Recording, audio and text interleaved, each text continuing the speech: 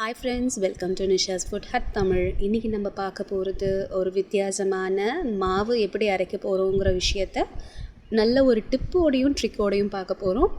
அதுக்கு ஒரு பவுலில் ஒரு கப்பு பச்சரிசி எடுத்திருக்கேன். ஒரு கப் பச்சரிசிக்கு 1/4 கப்பு உளுத்தம் பருப்பு எடுத்திருக்கேன். வெந்தயம் 1/4 ஸ்பூன் அளவு சேர்த்துக்கிறேன். இதுலேயே நம்ம ஊற வச்சு மாவும் அரைக்கலாம். இப்போ நான் இது கூட பார்த்துக்கிட்டிங்கன்னா பச்சை பருப்பு, அதாவது க்ரீன் கிராம் ஒரு 1/2 கப்பு சேர்க்குறேன். க்ரீன் கிராமுன்னு மட்டும் இல்லாமல் நம்மளுக்கு தேவையான அளவு எந்த ஒரு வரகரிசியாக இருக்கட்டும், கம்பரிசி, சோளமாக இருக்கட்டும், என்ன மில்லட் நம்மளுக்கு பிடிக்குமோ அதே அளவு 1/2 கப்பு நம்ம சேர்த்து நம்ம செய்கிறது இன்னும் நம்ம ஹெல்த்துக்கு நல்லது. இதை இப்போது சேர்த்துட்டக்கப்புறம் நல்லா இந்த மாதிரி தண்ணி விட்டு நல்லா வாஷ் பண்ணிக்கோங்க.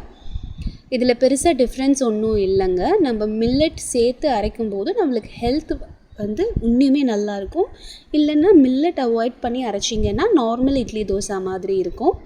இப்போ பார்த்திங்கன்னா நம்ம நல்லா அரிசி பருப்பு எல்லாத்தையும் நல்லா கழுவி எடுத்தாச்சு.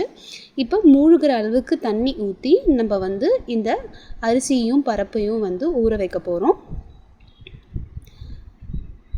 நல்லா மூழ்கட்டும் தண்ணியில். நான் கொஞ்சம் வெதுன்னு தண்ணி ஆட் பண்ணியிருக்கேன். இப்போ இதை நான் மூடி வைக்கிறதுக்கு பார்த்திங்கன்னா ஒரு ஹாட் கேஸோட மூடி எடுத்திருக்கேன். ஹாட் கேஸோட மூடி நேச்சுரலாகவே பார்த்திங்கன்னா கொஞ்சம் ப்ரெஷரைஸ்டாக தான் இருக்கும். அதனால் நம்மளுக்கு சோக்கிங் டைம் பார்த்திங்கன்னா கம்மியாகும். இப்போ கிட்டத்தட்ட 3 மணி நேரம்க்கு அப்புறம் பார்த்திங்கன்னா நல்லா இந்த அரிசி, பச்சைப்பருப்பு, உளுத்தம் பருப்பு எல்லாமே நல்லா ஊறிருக்கு. மினிமம் 2 மணி நேரம் ஊறினா போதும். ஆனால் நான் இன்றைக்கி 3 மணி நேரம் ஊற வச்சு எடுத்திருக்கேன். நம்ம ஊற்றின தண்ணி எல்லாமே நல்லா இழுத்துருச்சு பாருங்கள். இப்போ இது அரைக்கிறதுக்கு நம்ம ரெடி பண்ணிக்கலாம். மில்லட் நம்ம தனியாக சேர்த்து அரைக்கணும் அப்படிங்கிற போது இதுக்கு எப்போவுமே மாவு ஊற வைக்கும்போது இந்த மாதிரி தனியாக ஊற வச்சு நீங்கள் அரைச்சிங்கனாலும் ரொம்ப ஈஸி. இப்போ நான் ஒரு மிக்சர் ஜார் எடுத்திருக்கேங்க. அதில் இப்போ இந்த அரிசியையும் பருப்பையும் சேர்த்து வச்சுக்கலாம்.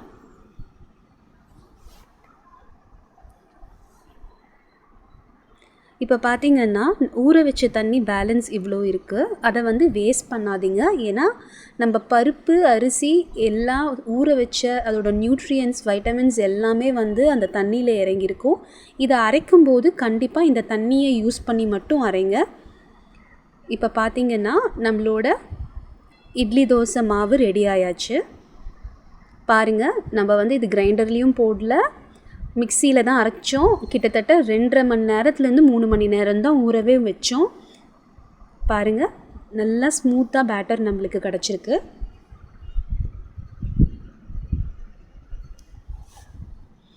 நம்ம நார்மல் இட்லி தோசை மாவையும் இதே மாதிரி பண்ணலாங்க.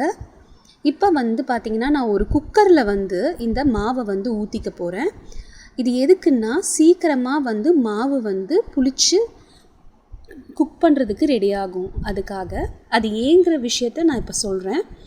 குக்கரில் நார்மலாக பார்த்திங்கன்னா அந்த ப்ரெஷர் உள்ளேயே இருக்கும். நம்ம அதே மாதிரி அதை ஒரு டம்ளர் வச்சு மாவு புளிக்கும்போது மாவு எலும்பி வெளியே கொட்டாமல் இருக்கிறதுக்காக இந்த மாதிரி சென்டரில் வச்சு நல்லா அதை ஒரு 4 திருகி விட்டுடுங்க. நல்லா இந்த மாதிரி ரொட்டேட் பண்ணி விட்டுட்டிங்கன்னா மேலே எழும்பி மாவு புளிக்கும்போது மேலே எழும்பும்போது வெளியில் கொட்டாமல் இருக்கும்.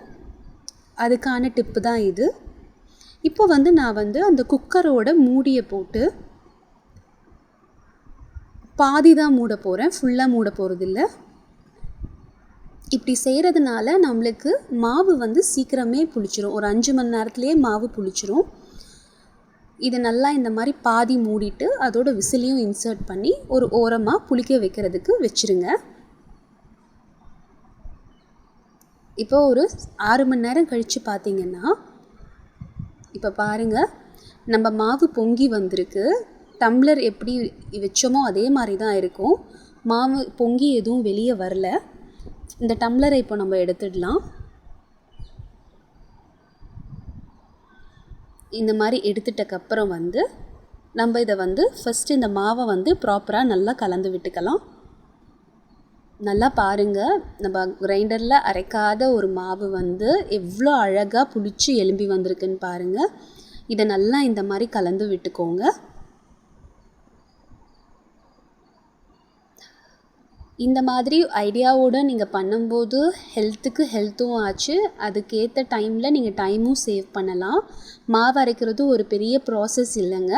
நீங்கள் எத்தனை பேர் வீட்டில் இருக்கீங்களோ அதுக்கான குவான்டிட்டிக்கான அரிசி, பருப்பு, அதுக்கு தேவையான அளவு மில்லட் நீங்கள் சேர்க்க விரும்பினா சேர்த்துட்டு நீங்கள் இந்த மாதிரி நீங்கள் மாவு அரைச்சி வச்சுக்கலாம். ரொம்பவே ஈஸி. இப்போ நான் வந்து இட்லியும் தோசையும் இதில் ப்ரிப்பேர் பண்ண போகிறேன். அதனால் இப்போ நான் இதுக்கு தேவையான அளவு உப்பு சேர்த்து நல்லா கலந்து விட்டுக்க போகிறேன். இந்த அளவு மாவு வந்து பார்த்திங்கன்னா 3லிருந்து 4 பேர்த்துக்கு இட்லி தோசை அளவுக்கு சரியாக இருக்கும். அது அளவை வந்து அப்படியே டபுள் பண்ணிக்கோங்க. இப்போ நான் இட்லி வந்து ஊற்றுறேன் பாருங்கள். இட்லி பிளேட்ஸ் எல்லாத்தையுமே வந்து நான் நெய்யில் வந்து க்ரீஸ் பண்ணி வச்சுருக்கேன். பசங்களுக்கு வந்து நார்மலாக இட்லி தோசை சாப்பிட்ற மாதிரி தான் இருக்கும். பெரிய டிஃப்ரென்ஸ் எதுவுமே டேஸ்ட்டில் தெரியாது. இப்போ வந்து நம்ம இதை இட்லி பாட்டில் வச்சிடலாம். இட்லி பாட் வந்து தண்ணி நல்லா கொதிக்க ஆரம்பித்தாச்சு. இதை மூடி வச்சு ஒரு 7 நிமிஷம் வந்து மீடியம் ஃப்ளேமில் வந்து நம்ம குக் பண்ண போகிறோம். இந்த மாதிரி மாவில் வந்து ரெகுலராக மில்லட்ஸ் எல்லாம் சேர்த்துக்கிறதுனால நம்மளுக்கு வெயிட் லாஸும் ஆகுங்க.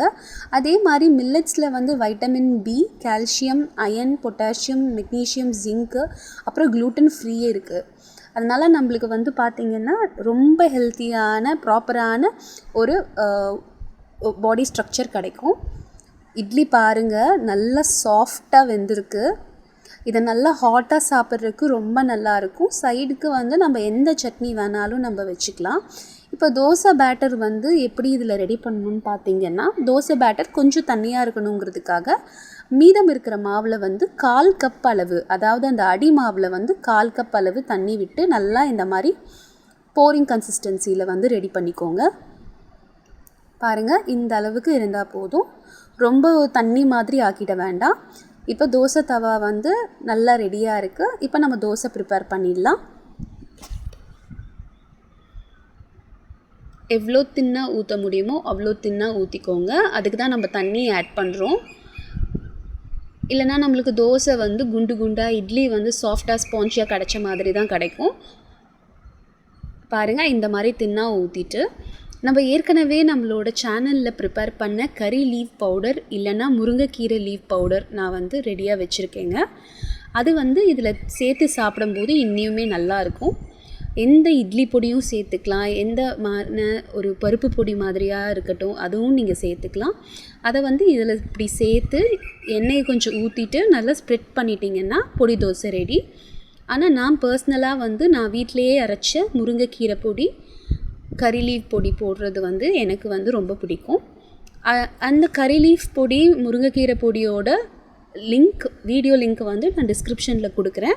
கண்டிப்பாக அதை பார்க்காதவங்க கண்டிப்பாக அதை வந்து வாட்ச் பண்ணலாம். இப்போ பாருங்கள், நம்மளோட முருகலான கிறிஸ்பியான பச்சைப்பயிறு தோசை ரெடி.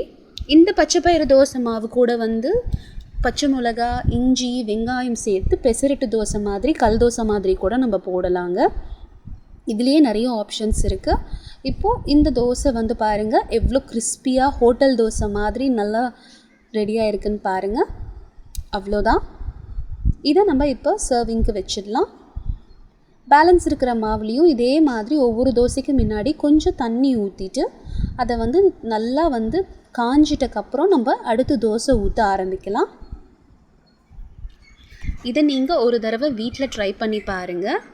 இந்த மாதிரி இன்ட்ரெஸ்டிங் ட்ரிக்ஸ் அண்ட் ட்ரிப்ஸோடு நீங்கள் வந்து மாவு அரைக்கும் போது அதில் கிடைக்கிற ரிசல்ட் வந்து ரொம்ப நல்லா இருக்குங்க. ஹெல்த்துக்கும் ரொம்ப நல்லதும் கூட.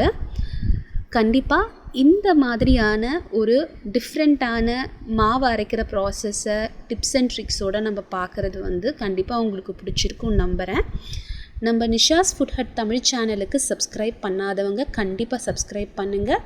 என்னோடய ஃப்யூச்சர் நோட்டிஃபிகேஷன்ஸ் உங்களுக்கு கிடைக்கணும்னா பக்கத்தில் இருக்கிற பெல் ஐக்கான் ப்ரெஸ் பண்ணிங்கன்னா என்னோடய அடுத்தடுத்த வீடியோஸ் கிடைக்கும். உங்களுக்கு பிடித்தமான ரெசிபிகள், முக்கியமாக மில்லட் சார்ந்த ரெசிபிகள் ஏதாவது இருக்கா? அப்படி இருந்ததுன்னா அதை கமெண்ட் செக்ஷனில் தெரிவிங்க. நிஷாஸ் ஃபுட் ஹட் தமிழ் சேனலை தொடர்ந்து பாருங்கள். கீப் வாட்சிங், ஸ்டே கனெக்டட்.